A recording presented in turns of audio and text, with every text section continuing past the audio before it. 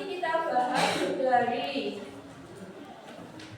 awal strategi yang pertama baca dan lihat gambar. Kemudian yang kedua nanti mengidentifikasi masalah. Yang ketiga menemukan solusi atau pemecahan masalah.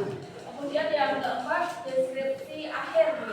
Jadi strategi yang kita pakai ada 4 ini. Nanti kalian kalau sudah melihat caranya bisa baru membaca buku. Kemudian caranya ini ya, yang pertama berarti baca dan lihat gambar secara detail. Yang kedua mengidentifikasi masalah. Yang ketiga menemukan solusi atau pemecahan masalah. Yang keempat deskripsi akhir.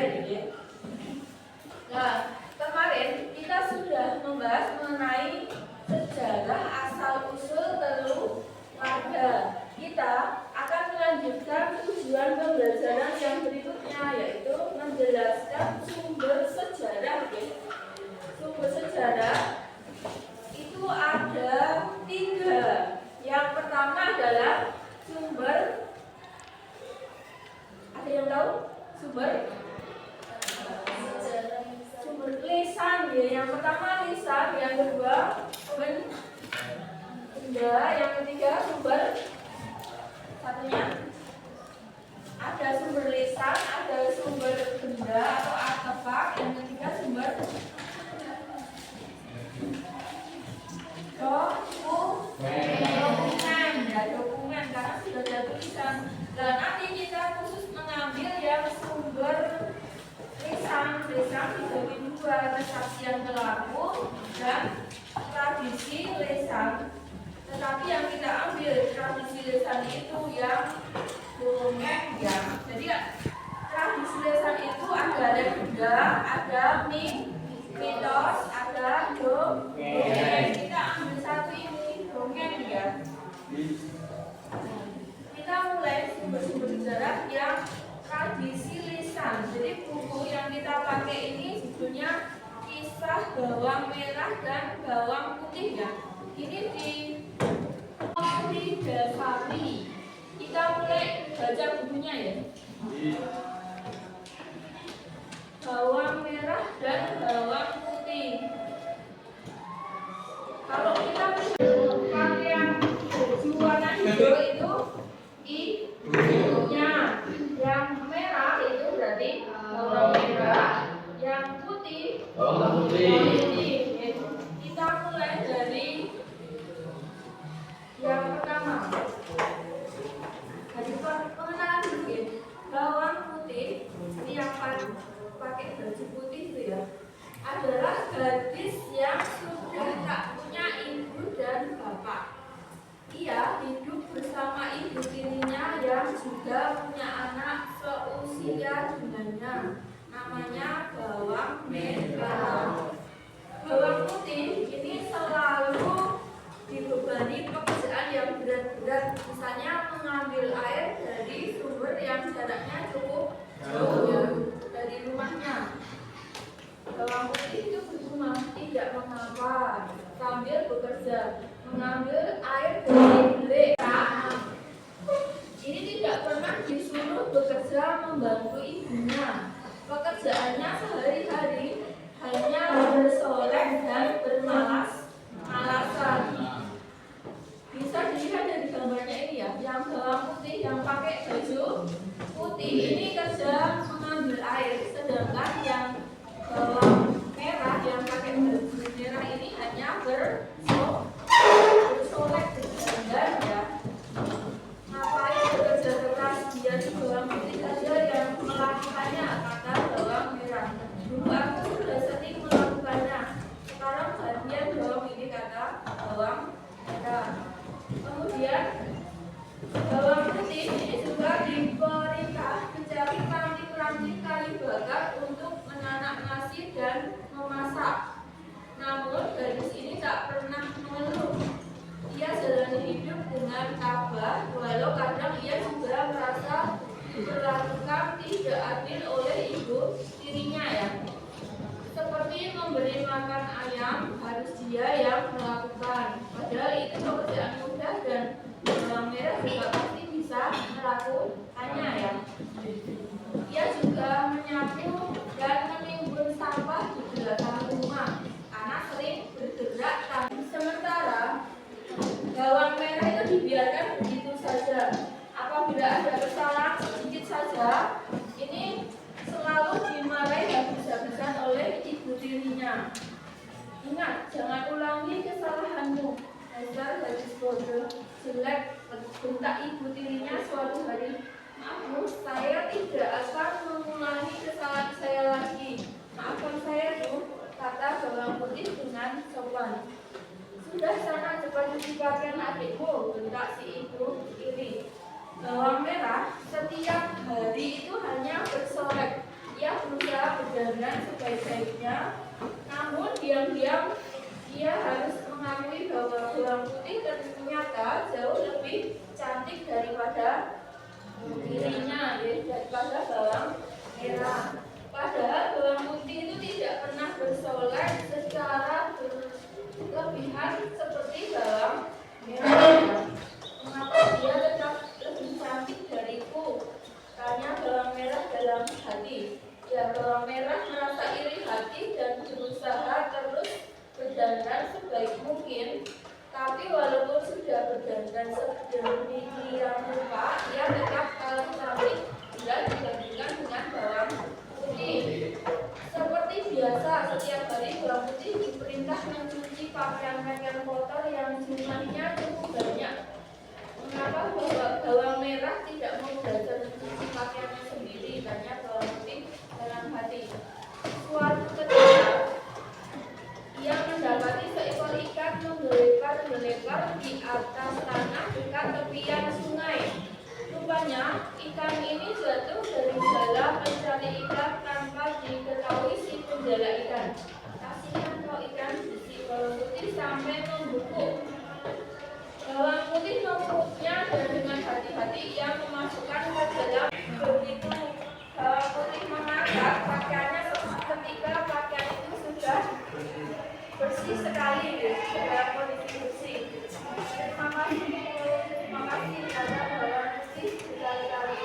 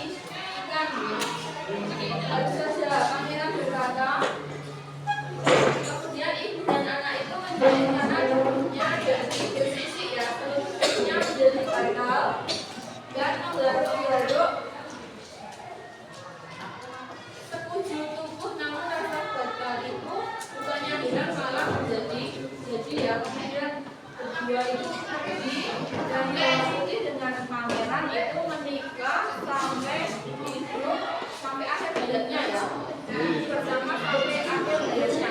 Nah, dari cerita ini kita bisa melihat masalahnya apa tadi? Masalahnya apa tadi? Cerita itu sarang putih yang dialami bawah putih apa tadi? Masalahnya apa? Bawah putih selalu disuruh kerja. Tapi bawang merah hanya bersolek. Sudah ditulis di sini ya, bawang merah di bawang putih. Masalahnya itu bawang putih selalu diminta untuk bekerja berat.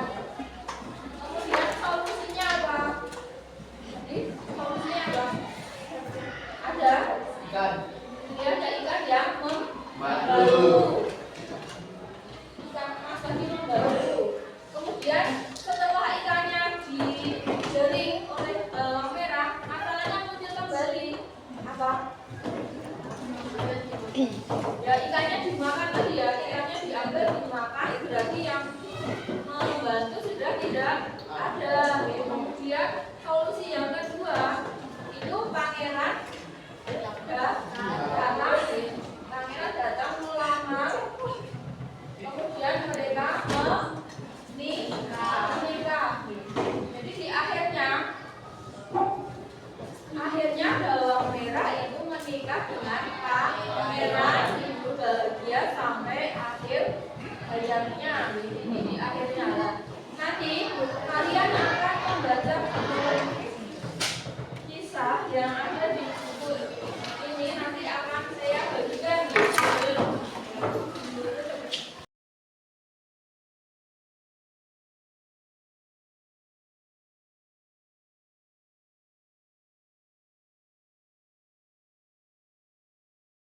Selesai baca bukunya.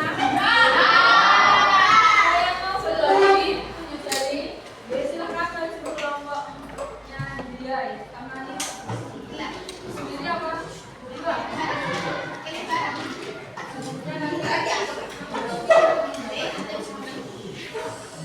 Silakan jangan cuma ya, ini ada kelompok yang baru dengan buku metodologi dan tindakan. Silakan.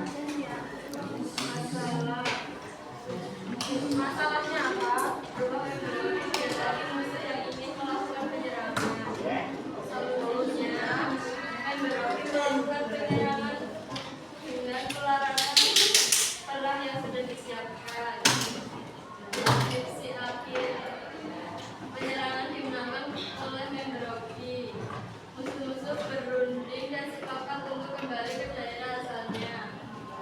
Memberikan Membroki hidup sampai tua dan mereka berdua meninggal dan jadikan menjadi batu. Bagus ya, jadi ini cerita yang berjudul tepuk tangan untuk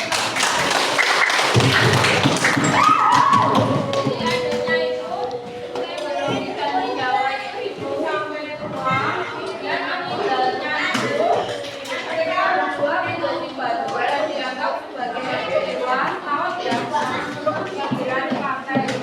Ada yang ingin berbagi lagi? Ada yang ingin berbagi? Siapa?